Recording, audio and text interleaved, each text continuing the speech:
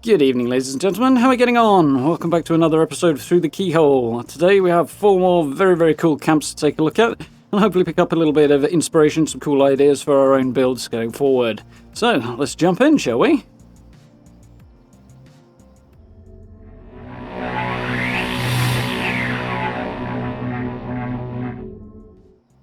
Okay then, so usual disclaimer, these are not my camps, with the exception of this little one here. These are camps I found via the player vending in Fallout 76. Just maybe stop and go, wow! So let's take a look at some very cool builds that members of the community have put together. So, build number 1. We are just near RNG train station here. This is a pretty cool location. Somewhere I'm thinking about building myself, actually, fairly soon, hopefully. We have a very cool and colourful little player home here. Great use of the trees, a few little bits and pieces from your atomic shop. Nice little bit of mixed materials here as well. Work really well. Blends together quite nicely as well. Really cool. Nice little Todd Howard reference as well, which you gotta love. Is it a case, though, of it just works, or it only just works? The eternal question. So, some chatty camp companions here. So we can see, one of the things that struck me most about this is the density of the decoration on this. They've really gone ham with it, and it looks awesome. The place looks really finished, full, and complete. Which I'm sure you guys are getting somewhat sick of me saying by now, that I think you should build small and decorate a lot if you want a simple approach to having a very complete, full-looking camp. And this is a prime example of that working absolute wonders. So lots of detail. Nice little kitchen area, almost a bar, kind of breakfast bar area down there. Lots of stuff on the walls, lots of different textures. Very cool. Got the Raider Punk hanging out up here. Kind of cramped bedroom. I might have gone for a single bed in here, just because the danger of falling off the bed and down the stairs when you get out of it would be a little terrifying. But it's still fine. Sad thing is that's the only bed with any bedding we've actually got, which is a bit unfortunate. So, onto the garage. And they've actually gone and wallpapered this, which is a different approach, different to one I'd take. It actually looks pretty cool, and I like it a lot. And again, the density of the decoration in here is awesome. You've got little details on the chemistry station there. Many cool things. A lot of fast snack stuff as well, which is cool. Lots of colour as well, which we don't see too much of in the game. Well, 76 is more colourful than previous Fallout games, but all in all, yeah, really striking camp, this one. As soon as I fast travelled into this location, I immediately stopped dead and went, well, that's cool. I like it. So yeah, very impressed by that. Really nice use of a very small space. So, on to the next one. And the next few camps actually are ones I stumbled across while I was streaming. So some of you may have seen a little bit of these before. We've got a few of the new items from the Legendary Run here, which is quite cool. This location is quite interesting. It's just at the bottom end of the Savage Divide. There's a cave here that we'll have a look at in a moment. Somebody's got a very weird thing going on here. They've deliberately positioned their Collectron at the top of the cliff so that every time the station opens, the Collectron plummets to the ground. As we'll see the effect of that in just a moment, which is odd, but okay, I could see why that'd be kind of funny. I'm going for a kind of open air look to this one, which is a bit different. I put some walls on it, which, yeah, it's a different approach to I normally go for if I go for something open air, which is cool. Kind of encloses it a little bit, which is nice. Tons and tons of decoration on the cliff face here, squeezed in everywhere possible, which is really cool. I like that a lot. Using the natural environment as part of the build. It's really nice. There we go, get a little look at the Collectron plummeting there. For some reason he's now going to crawl around on his belly. I'm assuming that weird little bug there is a deliberate thing just for the amusement of it, but there we go. Tons of plants in here, which gives it a splash of colour, which is cool. And into this nice little cave. And loads of stuff packed in here, making it look really busy, lived in, and complete, which I really like. I'm really hoping that sooner or later Bethesda will give up on the acid deposits doing damage, which we'll see in just a second, because it doesn't do much damage or anything, but it's just mildly annoying. So I think it would be best remove that. There we go. Definitely would like to see that taken out, but there we go. All in all, I really like this build. It's cool, it's different. The Collectron's got a problem, apparently. He can't stand back up, but you don't see this sort of thing very often, especially the detail all over the cliff edge, and the way it kind of fits between the trees and the cliff edge is quite nice as well. It creates a nice feeling to it. I really like this one. Something very different. Even the little cleft in the cliff there adds to the look of the thing, which is cool. Really nice use of the environment. And we're heading up towards the Atlas Observatory now, which we're starting to see a fair few more camps appearing just outside of there on account of fortifying Atlas. But apologies for the somewhat awful weather we had here. I had to take the opportunity when it presented itself. But we do have a very, very cool camp design here. This is using a number of the new bits and pieces as well that have come into the Atomic Shop. The junk walls have kind of returned from Fallout 4, which is really nice to see. I know a good few of us have been crying out for more of that sort of thing for a long time, myself included, so that's very cool. And what is very awesome is that these junk walls actually slide quite nicely into the gaps on the contemporary porch here, which is really, really cool. I mean, it closes down the gap to move through a little bit here. It's a bit of a tight squeeze, but it's cool nonetheless. Given Bethesda's recent No More Floating Walls thing, which is disappointing, shall we say, the fact that you can actually fit these in here is really, really nice. It's a nice alternative is available, so if there's something you're considering doing, grab them while you can.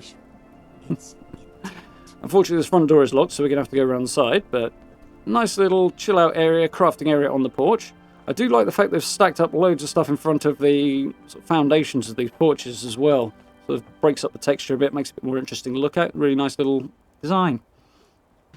There's something I've considered doing here before, but I've kind of settled on not doing, which is stacking up the concrete tyres. I thought it wasn't going to work when I considered the idea, but clearly it turns out it does. It looks good. They've got the new breeze block wallpaper on the inside of this garage, which is quite nice. I haven't used the AstroTurf flooring myself, but it works in there. It goes with the very, very colourful porch area, which is cool. And we get into the main house. There's a few things here that I really, really like. The two different wallpapers, one upstairs, one downstairs, is nice. The line is a little stark to my taste, but that's a game thing rather than a player thing. But I do like the contrast. It works really well. The two wallpapers they're quite different to each other, contrasting, funnily enough. So I do like the effect there. Plenty of decoration once again. We've got loads of areas separated for different sort of activities. Area by the fire, little music area, got desk there, chill out chatting area by the front door. It's all very, very cool. And then we come up here, and apparently somebody likes plushies.